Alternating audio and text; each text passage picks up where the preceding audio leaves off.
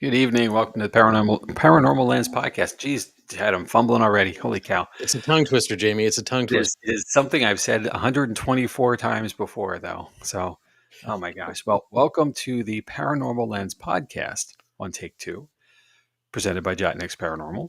I'm Jamie Widener. I will be your host tonight, along with Chad Thomas, as always. Good evening. Thomas, sir. Good evening to you. How are things? What's happening? What's going on? Well, things are good. Things are busy as usual. I had a long day on Saturday. I understand. Very long day on Saturday. But it was good. Emmett had a district chorus tryout, so they had to have them at the school by 6:30, and then I was just out running from there and went to Penn State, went to Huntington, I went to Gettysburg, like hit all three of those places in one day. Ended up at Huntington from like 7:45 till 2:30, 3 o'clock in the morning. Why were you there exactly? Well, a group that I was, filmed a documentary with was presenting it that night at the theater, and then we had an investigation afterwards. The Clifton Five, if I'm not mistaken. Clifton Five, you're correct. One of our favorite places. So yeah, I was there with our friends Chris Mendez, Scotty the Medium, Hammy, you know Hammy. Sure. And Alex went with me. I'm glad he did to help keep me awake. Oh yeah, we need that drive home. He was supposed to drive home, but when he started swerving, I'm like, maybe you should pull over and let me drive. So teamwork makes the dream work.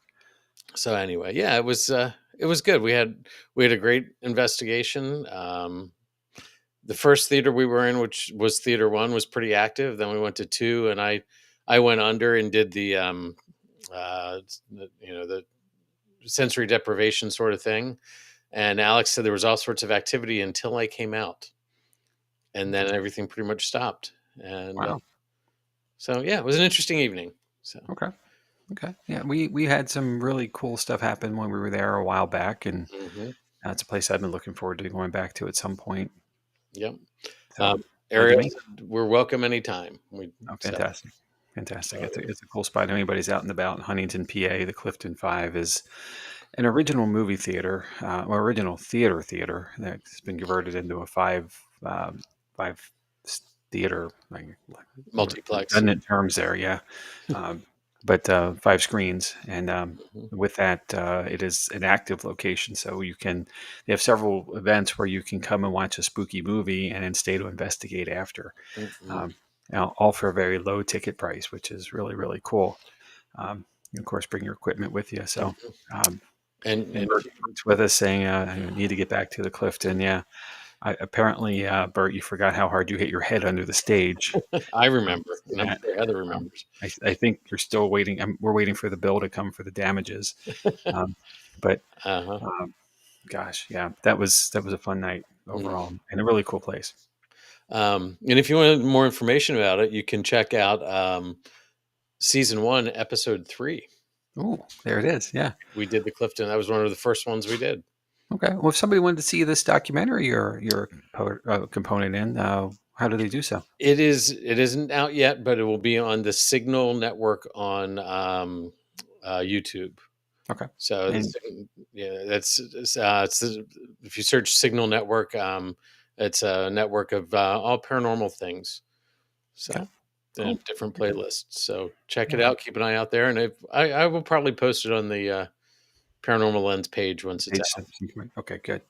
Yeah, geez, I'm gonna have to start asking for your autograph when I see it. Jeez, no, celebrity here. All right, but what about you? How's your week? Yeah, the same kind of stuff. Busy, not as actively busy as you were. Friday evening, we went and got our spooky culture on to see Jekyll and Hyde at the Fulton Theater.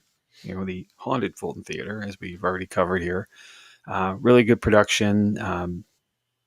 And I found after the fact that one of the 2 guys who transitioned it to a musical on Broadway was in the house that night. So that was really cool. And the cast was phenomenal. Just really high caliber actors and just wonderful performance. Really neat stage setup. The only drawback is they utilize a lot of LED screens for backdrops instead of having real physical stuff. But Yeah. I, it's the way of Unfortunately, the world now. I get it. It's an economics thing, and but um, it's the progression that the world of theater is moving into. I understand. And I work in live entertainment, and we used to build things that you threw lights on to light up. Now we build things to hold lights. Right. So it's LED screens and things like that. Sure. So, I totally understand it, and it does add some things. There was just a couple problems. There was a scene with the with Dr. Jekyll's closet, and it was full of polo shirts and modern dress wear. yeah. It looked like an ad for like a closet company. It was like, oh, okay, that doesn't fit. And there was a streetscape at night with electric lights instead of lanterns. Uh-huh. So it was like, it's an Yeah. 1880s, piece. So, Yeah. but otherwise, I'm not knocking it by any means. It's still playing, I think, through this weekend. Okay. So if anyone's in Lancaster, PA, and you have a chance to go to the Fulton Theater and see it, Yeah. please do recommend it. Support your local arts. I was gonna say support live theater, your local arts, all those things. So Yep, it is an art that we don't want to lose. absolutely. Yeah, Yep. we are fans here, so we'll go So, every time we can. yep. So well, good. So Yeah, and otherwise, stuff happened and things got done. I have no idea. yeah, yeah, Yeah, welcome to the rest of the weekend. yep. And you're here. You didn't get abducted anywhere. Not yet, not yet. The night's not over yet, though. But I could talk to you about somebody who did get abducted, or Okay. at least allegedly. So let's get there. All right. So tonight's episode is about Travis Walton, and I don't know if you know anything about him or not. Not really. Um, okay, well, he is one of his situation is one of the more famous UFO abduction cases in our history in the U.S. And um, let's get started. I'll tell you more. So, um, a night that changed UFO history occurred on November 5th, 1975. That's when 7 men packed up their chainsaws after a long day cutting timber in the dense forest of eastern Arizona. The crew, led by foreman Mike Rogers, piled into their old pickup and began the bumpy drive down the dark forest road. What happened next would become one of the most debated and dissected UFO cases in American history, the Travis Walton abduction. For 50 years, Travis Walton's story has been told, retold, and re examined by skeptics, scientists, believers, and Hollywood producers. To some, he's a fraud who capitalized on UFO fever. To others, he's a man forever haunted by an encounter that defies explanation. Either way, the Waltons' experience near Snowflake, Arizona remains one of the most famous UFO abduction cases in the world, and one that refuses to fade into the background of UFO folklore. Let's start it with Men in the Woods. Travis Walton was just 22 years old at the time, a wiry, adventurous young man known for his hard work and curiosity about the unknown. He and 6 other loggers, Mike Rogers, Ken Peterson, John Goulet, Steve Pierce, Alan Dalis, and Dwayne Smith, were working a U.S. Forest Service thinning contract in the Apache Sitgreaves National Forest. The job was grueling but straightforward: clear undergrowth, haul timber, and meet the Forest Service deadline. The crew was tired, dirty, and ready to call it a night when the sun began to sink behind the pines. As they drove home toward Snowflake, a strange light caught their attention, a glow filtering through the trees ahead. At first, they thought it was a fire, but as they got closer, it became clear this was something very different. There it was, a hovering disc-shaped object, shining with a dense bluish light about 20 feet off the ground. Mike Rogers hit the brakes, and the truck skidded to a stop. Travis, curious and impulsive, jumped out to get a closer look. The rest of the crew shouted warnings. They wanted nothing to do with it. But Travis kept walking toward the glowing craft, shielding his eyes from the brilliance. Then, a sudden beam of blue-green light shot out from the bottom of the object. It struck Travis square in the chest, and he was lifted off the ground before collapsing like a rag doll. The men in the truck panicked. Terrified, they sped away down the forest road, convinced Travis was dead. When guilt and fear subsided, they returned to the spot, but there was no sign of him. No body, no footprints, just silence. That night would mark the beginning of one of the largest manhunts in Arizona history. When the crew stumbled back into town and told their story, no one believed them. The police thought it was a cover-up for murder. Reporters descended on the small community. Snowflake, Arizona, a quiet logging town, suddenly became the epicenter of a national mystery. For 5 days, Travis Walton was gone. The crew faced intense interrogation, suspicion, and ridicule. The police organized one of the most extensive searches ever conducted in the area. There were dogs, helicopters, and volunteers combing the forest. When law enforcement suggested polygraph tests, the crew agreed. 6 of the 7 men passed, affirming that they had indeed seen something extraordinary. The one inconclusive test came from a logger who was too emotional to complete it. To UFO investigators, this was evidence of credibility. To skeptics, it was an elaborate prank that got out of hand. Either way, something unprecedented had occurred in the Arizona woods. 5 days after vanishing, Travis reappeared, disoriented, dehydrated, and terrified, at a gas station in the small town of Heber, Arizona. He called his brother-in-law, barely able to speak. His first words were something along the lines of, "I'm back. They didn't mean to hurt me."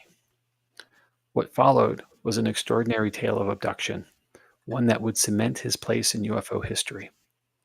As Walton later told reporters and recounted in numerous interviews after, he awoke lying on a metallic table in a sterile, dimly lit room. Around him were small beings with pale skin, large eyes, and oddly featureless faces. He panicked, striking out at one of them, and they quickly retreated. Walton's description of the interior was classic sci-fi come to life. Smooth metallic walls, rounded edges, and a strange misty light that seemed to have no source. The beings, he said, were about 5 feet tall, with large heads and huge golden eyes. At one point, he claimed he tried to escape and stumbled into another room filled with a star-filled holographic display. There, he encountered human-like entities dressed in blue suits who did not speak but guided him gently back onto a table. And then, nothing. He awoke later to find himself on the side of a road, watching the saucer lift silently into the sky. While his recollection compares to near-death experiences or an elaborate dream, Travis Walton has always insisted it was real. His story remained remarkably consistent through decades of interviews. And in that, the story exploded across newspapers, radio, and television. Chad, this is 1975. There wasn't social media. Right. It would have there too. Walton became an overnight sensation, or, depending on who you asked, a symbol of small-town delusion. As you can imagine, the attention was both a blessing and a curse. Hollywood came knocking. Tabloids ran wild. And skeptics like aviation writer Philip Klass tore apart every inconsistency they could find. Walton eventually wrote a book, The Walton Experience, 1978, which became the foundation for the 1993 movie Fire in the Sky. But the film, despite its success, exaggerated the alien sequences for dramatic effect. Walton himself publicly criticized it, saying it distorted his actual experience, trading eerie calm for grotesque horror. Still, the movie introduced his story to an entirely new generation, solidifying the event as part of an American UFO mythology. For every believer, there was a skeptic ready to dismantle the Walton case. Philip Klass, one of the most verbal debunkers, accused the crew of staging the event to cover up a failed contract or gain fame. Psychologists suggested confabulation, a mix of stress, sleep deprivation, and mass hysteria. Some even claimed Travis was hiding during those 5 days, concocting his story before reappearing. Yet despite repeated challenges, no definitive evidence of fraud has ever surfaced. The CBC, As It Happens archives, presented interviews with Walton from the 1970s, where his tone was calm, consistent, and surprisingly unemotional, not the demeanor of someone fabricating a wild story for attention. And years later, he said, "After 50 years, I'm sick of the debunkers. I was there. They weren't." As the decades have passed, the fascination hasn't faded. Walton still appears at UFO conventions, on podcasts, and documentaries, often emphasizing that he never sought fame, only understanding. And the Travis Walton case remains one of the most documented and persistent UFO stories in American history. Even as the U.S. government publicly acknowledges UAPs, or unidentified aerial phenomenon, Hmm. Walt's story feels more relevant than ever. His own website, travis-walton.com, serves as both archive and defense, collecting decades of interviews, reports, and his unwavering claim that the encounter was genuine. Skeptics still roll their eyes, but believers see him as one of the few men who's looked beyond the stars and lived to tell the tale. And whether you believe Travis Walton or not, his story captures something universal: our desire to understand what lies beyond our familiar sky. It's easy to dismiss it as fantasy or fame seeking, but when you peel back the decades of documentaries, movies, and debates, what remains is a deeply human experience of wonder, fear, and unanswered questions. As Walton himself said in a recent interview, "I wish it hadn't happened. I wish I could unsee it, but I can't." In the end, maybe that's what makes the Travis Walton abduction endure. It's not just about aliens or UFOs, it's about the thin line between truth and myth and the way extraordinary events can change ordinary lives forever. So that's the gist. Hmm. And I wanted to look at this from a slightly different perspective, perhaps turning the paranormal lens toward it. And I wondered, this is 1975, so 50 full years ago. November 5th, next Wednesday, is going to be a full 50 years from the day this occurred. Right. In that time frame, how many times have we seen something unusual in the sky, right? And I didn't have the time to dig through 50 years of that, and the number would probably be extraordinary. So I did find some information though in the last year, or this year actually. Hmm. So let's talk about UFO sightings for a second. Okay. Per UFOmatrix.org, 2025 is shaping up to be the most active year for UFO sightings ever recorded. Per Okay. data from the National UFO Reporting Center, or NUFORC, there were over 3,000 reported sightings worldwide through July of 2025. For comparison, there were 1,492 reports in the same window in 2024. So almost, well, actually, over 100% more. Hmm. And it's only 6 months in. Now we are 9 months in, 10 months now. We're in October. Right. That number is extraordinary. So why are there so many? Think about it. We have much better means to document alleged sightings now than ever before. There are 4K cameras, drones, smartphone apps, all things like that are easily available, and the tech in all of them are better than ever. And this may surprise you, Chad, but believe it or not, the government is more transparent than ever in what they see and experience. Uh, Thanks for chuckling. I'll take your word for it, Jamie. I'll take your word for it. Well, my point to say that is the last couple years anyway. Right. The release of the Tic Tac video, where when a fighter pilot is chasing an object at high speed and not catching it, Hmm. uh, a ton and tons and tons of declassified files and records related to UFOs and Right. UAPs keep coming out. So there's more material available than ever before. Yeah. And you know, are we? Is that to say that that's it? Probably not. I'm sure there's more that is documented as classified and so forth that we'll never see. But Right. things that are considered safe enough for consumption, normal human consumption. And the reason I think some of this is held back is because the hysteria that it creates. I mean, none of us were alive when it happened, but the release of War of the Worlds, the original radio program, Hmm. people lost their ever loving minds, and around the world. And it was meant to be. We covered this in an episode way back. I think it was the Rose Mackenberg episode, perhaps. But I think uh, so. the people who were listening to who were going to be listening to the program got held up by another episode of something else and came in late, missed the disclaimer at the beginning, saying this was fiction, and heard that Martians are popping up out of everywhere around the planet, and all Right. this stuff. So, is that possible to happen today? Absolutely.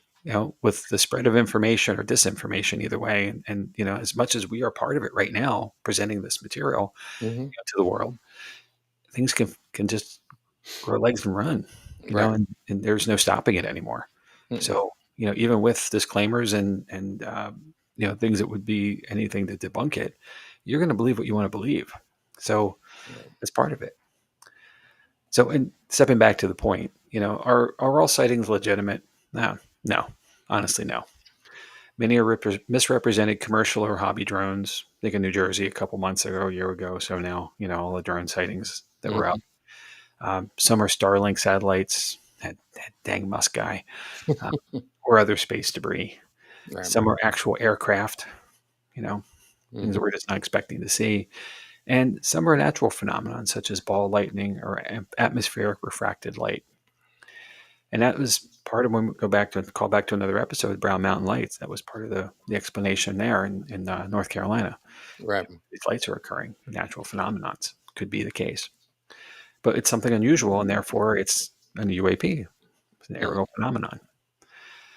So it is estimated around 15% of all claims remain officially unexplained after thorough review, including radar, infrared, and eyewitness testimony. Chad, perhaps the truth is out there after all. Maybe we should cue Perhaps. the X-Files theme song here. So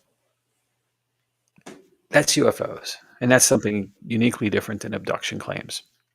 This was a whole lot harder for me to find any actual evidence or documented numbers. So I'll just go with what I found. Okay. So, per the Center for UFO Studies, which is CUFOS, CUFOS, abduction reports are the most potentially distressing and traumatic of UFO encounters.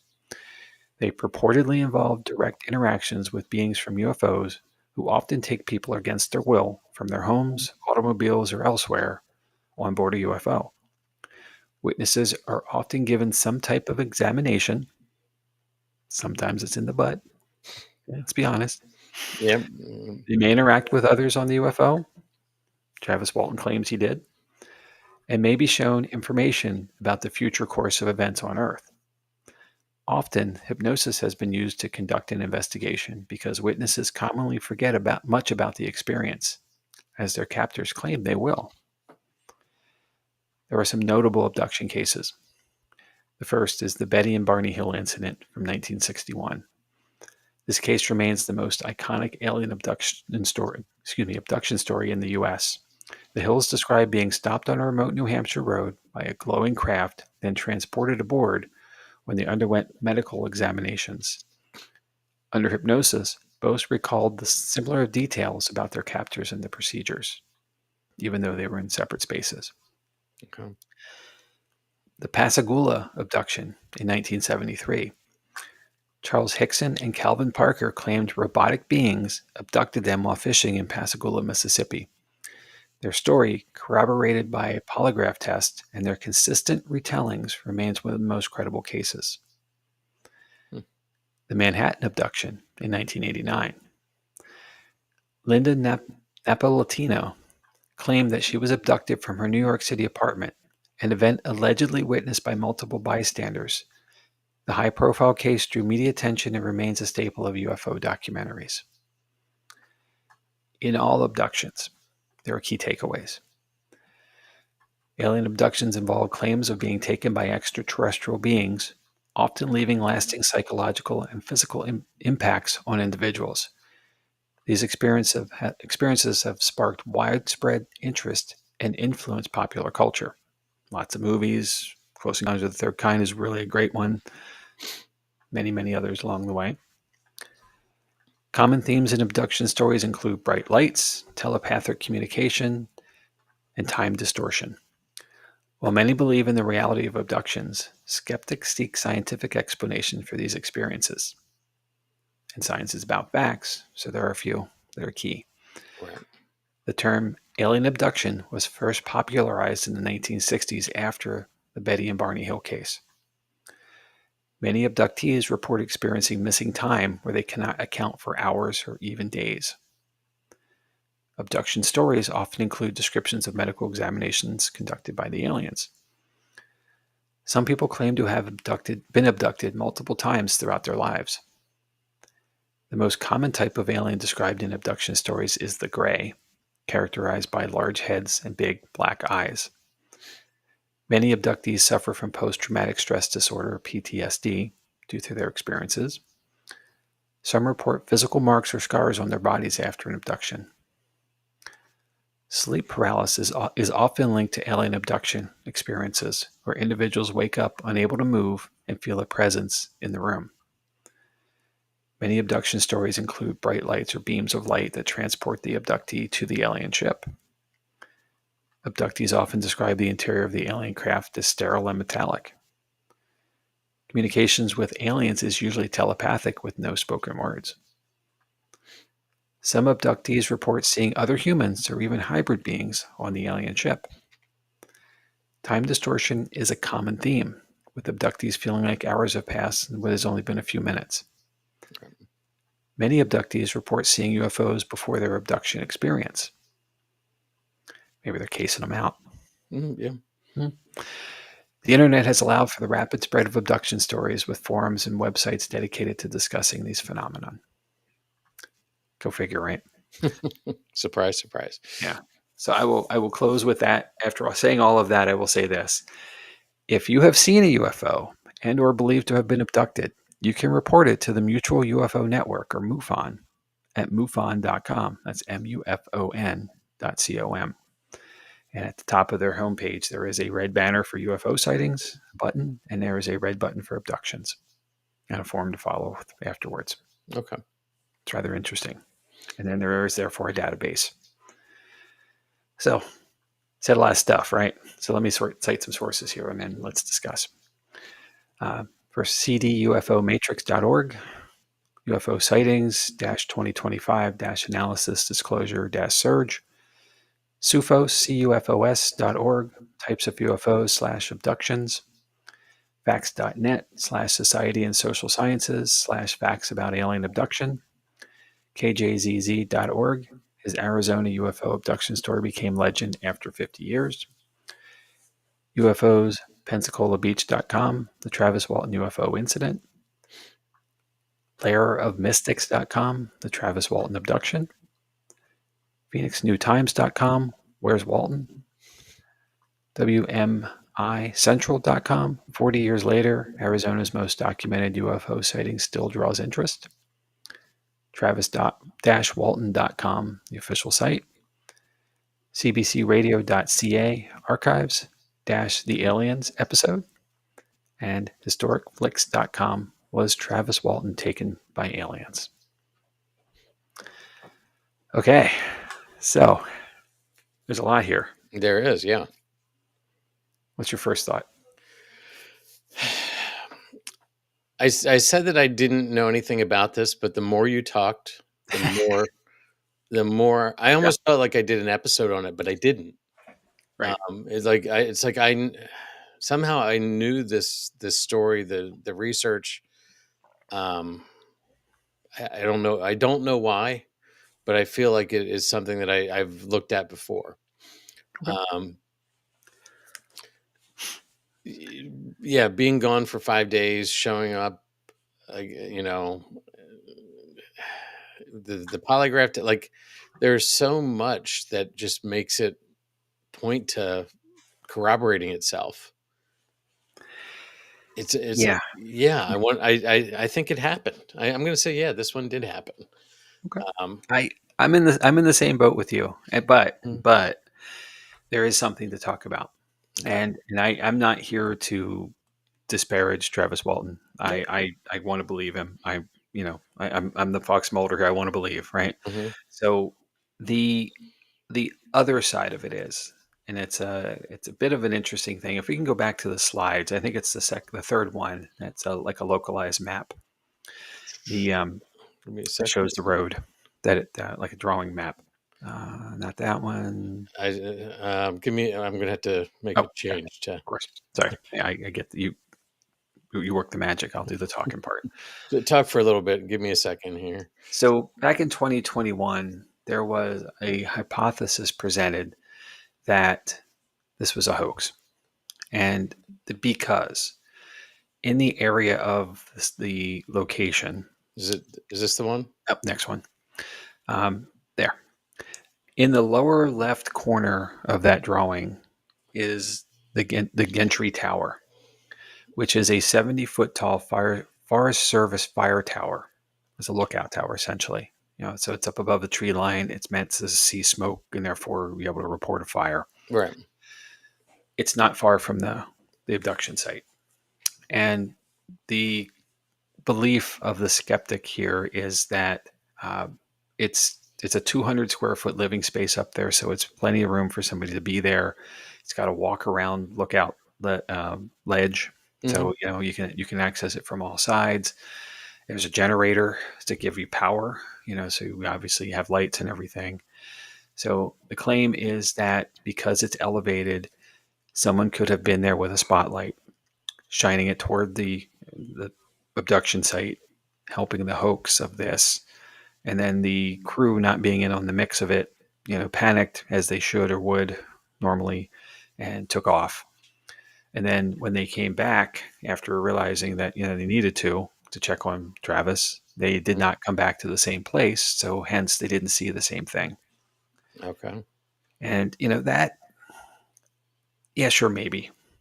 But here we are. I lived in Arizona for a while. I've lived in New Mexico for a while, and generally in the Southwest. So, this is November. The deciduous trees have dropped their leaves. Okay, that's normal. Right. But there are a lot of other trees here that are not deciduous. There are fir trees and other pines that keep their pine needles, their needles on, which would have made it rather difficult for a light to shine through from a distance of any kind to be as bold and bright as it's claimed to have been in the original claims, and that have gone through the polygraph test and passed through. So I'm yeah, I get it. I get somebody wants to kind of throw some cold water on this, and I'm not really sure why. Like 40 something years later, people are still trying to do this, but Right. like that's a hell of a grudge, right? It Definitely. Yeah. is. Um, let him have his flowers and move on. It's a done deal at this point. It's part of our culture. It's like just stop. Travis Walton's like 72 years old. Like let the man be. You know, Right. and the remarkableness of this is his story has remained exactly consistent through all these years. Nothing has really wavered. You know, and that's amazing. If someone's telling the hardest thing to do is tell a lie because you have to remember it every time, right? Mm-hmm. Easiest thing to do is tell the truth. Right. You don't have to remember anything. So, and the naturalness of wanting to embellish. There's an image of the tower. So, I mean, that's pretty obvious. That something's there. And I guess if it's illuminated, it could look like it's something that's floating, and therefore a spot could occur from it, but it would have to be a direct Yeah. line. I mean, Yeah, a very specific place to be. Like yeah, I think that one's a stretch. I mean, I highly get it, intentional. but I think that one's a stretch to think that this tower, could be mistaken for a flying object. Yeah, I'm in the same spirit with that. So. And you know, I I will say this: the sheer volume of time and the fact that everybody's in the same boat still. Hmm. There is one slight split recently. Mike Rogers has verbally come out and said he's not supporting Travis anymore. Something to do with a potential production that's being created around this still. Uh-huh. And I'm sure it's something financial. It seems anyway. And I'm not disparaging Mike Rogers versus Right. anything either.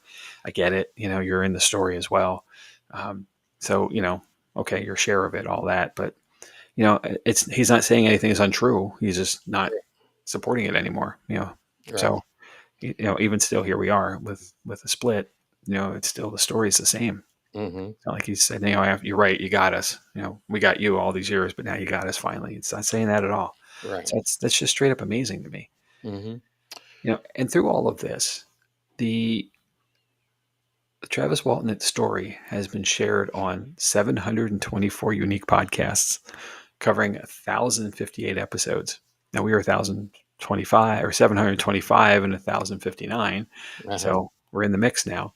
But all of that is just fantastic. The story has just carried and carried and carried. Now podcasts weren't around 50 years ago. I get it. Right. But with news and outlets, you know, paranormal shows like Paranormal Witness have covered it. Ancient Aliens, of course. you know, Yep. Ghost Adventures, even. Zach and the team went out there. Um, Expedition Unknown have all Hmm. done episodes, and even Chad. Larry King live back in 1993. Well, Go figure. yeah, but on this one, Bert saying not going to do a road trip. No road trip. I don't want to be abducted unless it's a white UFO with candy. Oh, well, it is trick or treat season. I don't So, know. Yeah, candy does impact things. I get it. yeah. Um, Yeah, again, I'm not wavering on this one. I think this happened. I think there's something out there. I'm one of those who believe that we had intelligence on this earth that came from somewhere at some point. Mayans, all the things that were done in that Mesopotamian era with um, just things there, the pyramids, things like mhm. too precise for what we understand from the time period. Yeah. Um, and have we gone through phases? I think we've been visited multiple times, and I think we're continually being visited, and we're just turning a blind eye to it. Again, we may not want to accept that. We may not want the idea that there's something out there. We're dealing with an interstellar object right now. 3I Atlas Yeah. has come from somewhere else into our solar system, and our like, what is it? You know, it's not acting like a comet. Right. NASA has gone pretty quiet on this one, Yeah. which doesn't help matters, because now you've got no information coming. Doesn't help that we're in the middle of a shutdown because they're not, Yeah. they're dealing with that. But we're just left in an interesting position. They are actually saying that I think the 29th of October, tomorrow, could be an interesting day, because that's when it's going to be getting the most energy from the sun, because it's coming closest to the sun that it will. I'd also seen some other things on different social media stuff recently, that this year we were going to be seeing the aliens were going to reveal themselves this year, starting in Pensacola, which one of your references was Pensacola. Mm-hmm. Um, Pascagoula. oh, that Pascagoula. was Pensacola. I think there was a Pensacola one too, but maybe anyway. But there was a Pensacola, supposedly um, something in the Pensacola area that was going to reveal itself to those who are worthy. Again, and we're talking about paranormal, where you see things when you need to see them. Yes. Yep. That's So, fair. um, I think we're in an interesting time. I think more and more will be caught. More and more has been caught. I mean, we've got fighter jets that are seeing something that's not Yeah. explainable. They can't keep up with it. Right. And in our technology, if you would think we being the advanced world Hmm. have the best technologies in these crafts, we're not able to keep the speeds up. I mean, that's amazing. Right. Um, and some have dipped into the oceans and not resurfaced, which is another amazing thing, because we But don't it's have like the crashing technology to into do the that. oceans. It would be a crash if we did it, Right. as far as our current craft. But not to have a debris field or anything after the impact is telling that it's beyond us. Hmm. And in the sense of things too, with all of the wonderful technologies that we do have, the advanced cameras, the drones, all the apps, and all the feature functional things that we have, Hmm. we are also more distracted than we've ever been as a culture and as societies around the world. Right. With technologies and all the things, all the stuff that we have, we're not looking up anymore, or at least not as much as we used to be.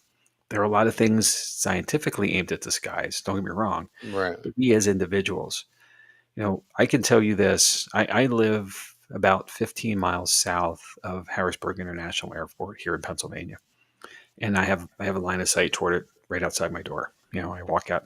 I'm walking a dog one night, walking toward our house, facing that direction, and I see two uniquely different red lights in the sky, one above the other at a distance. And that seems strange enough. Hmm. And then the one on the bottom, and I can't tell where they are. I have no depth perception at night. Right. That's the challenge. But the one underneath is moving left and right and coming back to center, then going to the other way and coming back to center and going for several minutes. And I stopped. I'm watching this, and my Uh-huh. dog's like, "What are we doing?" Like, come on. And I'm just watching it, and at the point I realize it's happening, and I can't. My phone it's too far away. You can't take the night sky with an Right. iPhone, all that stuff. Yeah, it's just a problem. Mhm. Yeah, Apple's got to work on that. Um, hint, but I couldn't get a video of it or anything. Obviously, not a picture, so I have no. It's anecdotal, Right. but I'm like, what the hell was that? It didn't belong doing what it was doing. It wasn't a traditional aircraft, therefore, and you know, I don't know. And then eventually it just kind of went away. It faded out. So, um, there are light towers that direction. Of course, there's some Right. height and elevation along the river. So there's the Blinky towers that we're all familiar with. Mm. This was not that, and it has not reoccurred ever since. And I've been looking for like 2 years. Every night I walk the dog. So Mhm. you know, just like the one time my dog found a chicken bone in the park, and every time we go there, she goes to that spot thinking there's going to be another chicken bone. Right? I'm doing the Right. same thing. So I Yep. want to see this thing again. So Right. It's funny we're talking about this tonight. I actually got a chance to walk Maggie before the podcast tonight. oh, Um, and I'm walking, I'm looking up at the sky because there's some clear spots even in my neighborhood. I can see the sky, and I'm like, well, that's interesting. And I see this light. It looks like an airplane flying, and then it disappears. hmm, Well, it had flown into a cloud, yes. I but was going at to say night, there, you can't see the cloud. when that happens and the light just disappears, it eventually got close enough to the edge of the cloud that you could see the glow, and then it reappeared, and I was like, "Oh, okay, that makes sense." But it's easy to get that. It's a disorientation, Yeah, right. right? And, So, and and depth perception is lost with mhm, the lack of light. I get it. right. Um, I well, let me see this. Let's see this comment from Bert. Universe is too vast for there to not have other intelligent life. If we ever get to space exploration, I'm sure we would inconspicuously study life on other planets. Yeah, Yeah, probably. and which it's a natural curiosity. If there's something that's humanoid, be it like an alien coming to visit us, and we're humanoid and they're humanoid, but not the same, Yeah, you're going to want to know what you're dealing with, of course. and to abduct them to study it would be a normal thing that we would do. Like if we were going the other way, we would do it. And we don't have the Star Trek thing where we're not going to Universal interfere. communicator. What's that? You need the universal communicator to Well, that, which is another thing that that I wanted to talk about, but the not interfering with other life. What was it? The with Prime Galactic Directive. Yeah. Prime Directive. Thanks for letting me bring all my nerd out tonight. This is great. Appreciate you. um, but yeah, you were talking about how things were uh, telepathically communicated, Yes. I found and that very interesting as well. And I'm glad you well, brought it up. but it makes sense because first of all, they may not have mouths, vocal cords, and things like we do anyway. Right. And I think again, I'm not diving off the deep end here. I mean, you may think I'm that, but I think we have a natural way of communicating like that we just haven't developed. And I think there's other beings that have developed, and it may be that we're it's through pictures, it's through visions. We may not have words to share, but there may be a way of communicating with these things that we just haven't developed yet. Sure. Well, in that premise, and this is fiction, of course, but the Mhm. Close Encounters of the Third Kind, with the craft's true, reveal, Yeah. and it landing and coming in and so forth. We're using music and lights as communication, Right. and at that point, once the connection is made, then it just takes off on its own. And Right. luckily, we're not, making angry things. We're, we could have made them really mad, I guess. But that was really interesting in watching that. And it's been a minute since I've seen it, so I'm probably not doing it justice. Right. But um, that was to me like the moment where I realized it's not always about like, it's the Tarzan in the wilderness moment. When he's found like me, Tarzan, Eugene. It's not this Right. kind of clubby, bunky way of communicating. It really can be understandable and um, positive. something that's an easy outcome that we can all understand. That's fascinating to me. Yeah.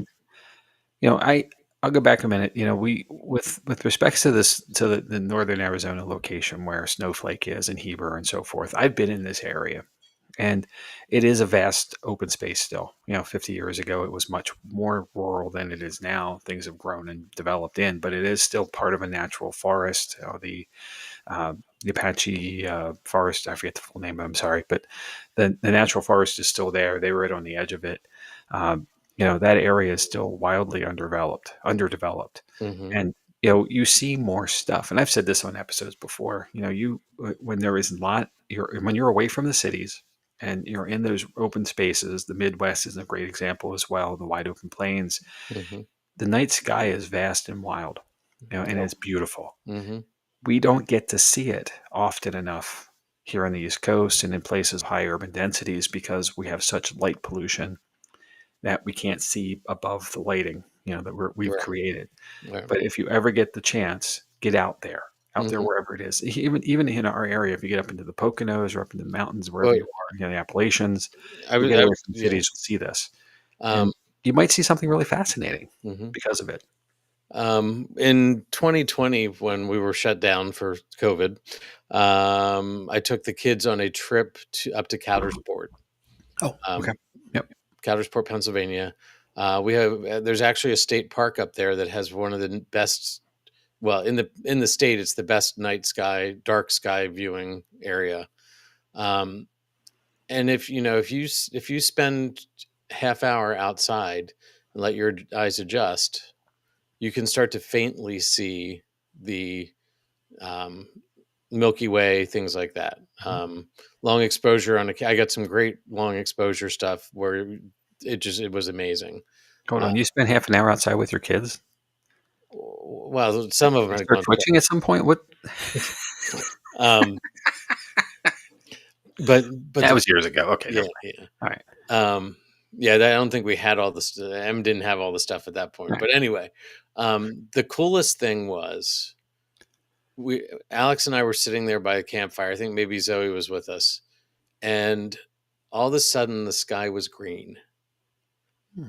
and something had gone across the sky, some sort of shooting star, meteorite, like whatever. And it was about 10 seconds of this thing, and of course, you're gawking at it. You don't have your camera there, you don't have your phone. Yeah. It's too quick to try to react, but it was just amazing. And I'm assuming it was a meteor. It could have been something else, but Sure. the green color that came off of it was so beautiful. It lit up everything. That's So, fantastic. but yeah. I have seen shooting stars and things falling from the sky in the west as well, and Mhm.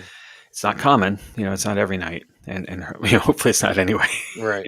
Getting bombarded, but when Right. you do see it, it is first of all, it takes you a moment to realize what you're seeing, because Mhm. it's unusual, and Right. then once the depth of it hits you, like that's really cool. Right. And, it doesn't last long enough like you said, to get the camera up or be ready. You have to have it up and ready Right. already, which is, you can't plan. But Right. if you're lucky enough, that's really super cool. I'm Yeah. glad you got to experience it. That's Yeah. fantastic. It was good.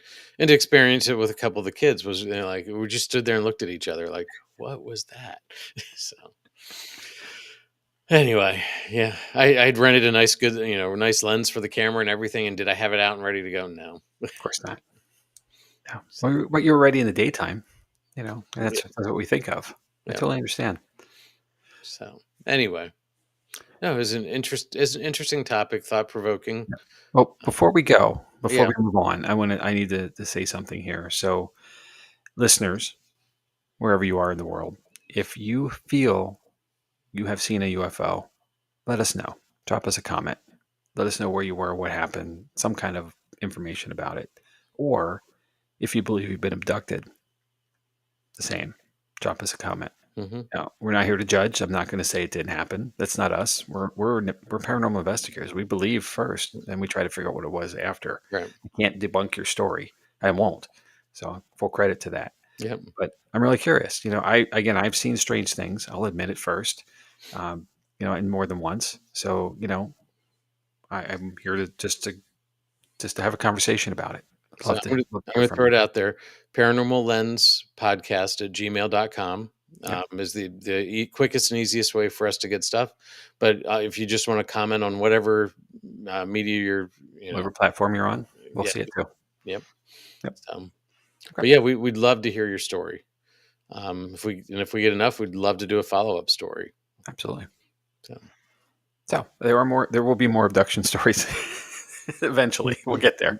I can't believe this is episode 125, and we're finally at an abduction. It's not our first UFO story. Correct. The Rendlesham Forest incident was one last season, but there's another one in there somewhere before then or after then. But it's our first abduction story, or episode. So more to come.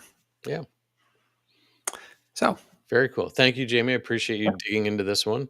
And the truth is out there. We just don't know what it is yet. Yeah. So. We got to be careful saying it. We might get sued by Fox or something. I don't know. Oh well. I'll take it. I'll take the hit on that one. So, should we talk about what's coming up? Hold please. just got a comment here from Bert that we have to hold for a second. His actual says, "Don't move on yet. Heather is typing." So this is gonna be long. Oh, no, I missed this but well worth waiting for. I missed this comment earlier. I'm sure that was yeah, and not a bad thought either. In other words, we're behind the 8 ball, and going back to being out there in the universe. All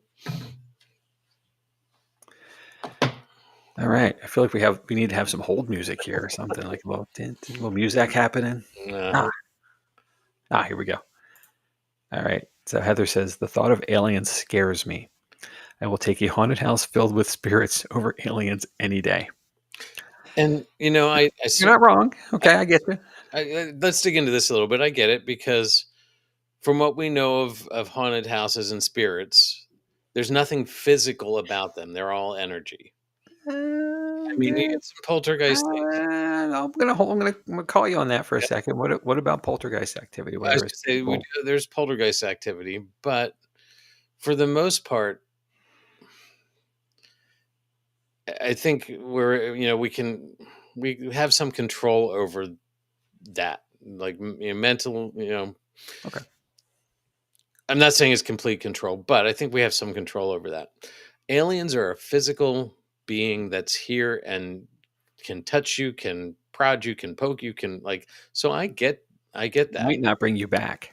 May take you away, right? We share the space with the ghosts and the spirits. Aliens are, we can't coexist in the same exact space with them because we're both physical objects. So, yeah. Well, we say this often in investigations, and spirits are people, so we talk and treat them like people, humans, and aliens are technically not. So an extraterrestrial would not be that. So therefore there's a different variable relationship to them. And I think you're right. It's a relationship. We just don't know. and Heather has added exactly some control. Aliens, well, they're aliens. Right. Yeah. Yep.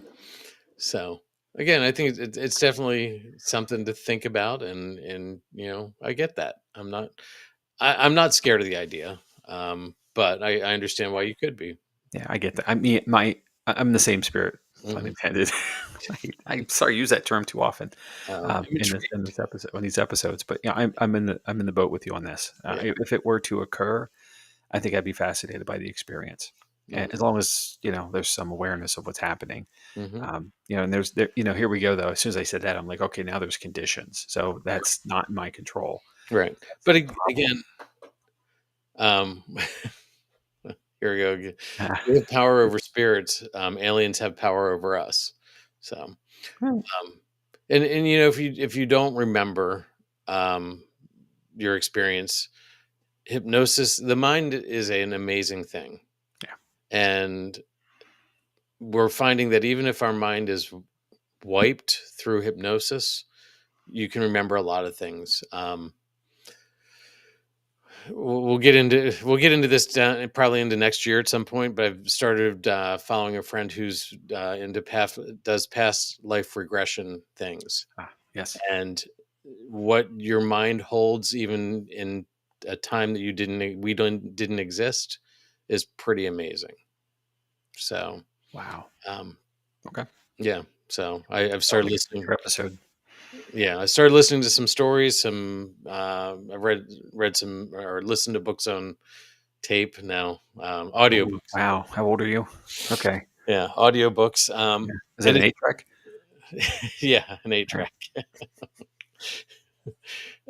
Pretty fascinating. So I'm going down the rabbit hole, Jamie. But anyway, That's what we do. it's yeah. So anyway, but again, thanks for bringing up this episode to us.